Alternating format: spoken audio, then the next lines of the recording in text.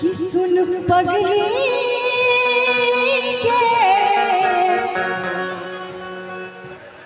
पागल कहैया जवान, कि सुन पगली के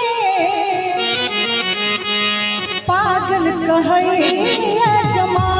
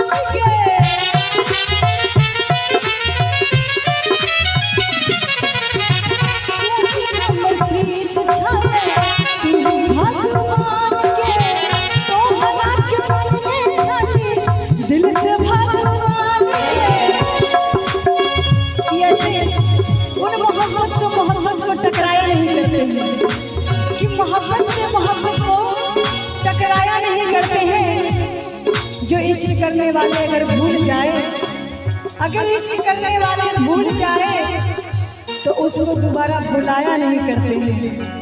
इसीलिए कहना है क्या, तू जा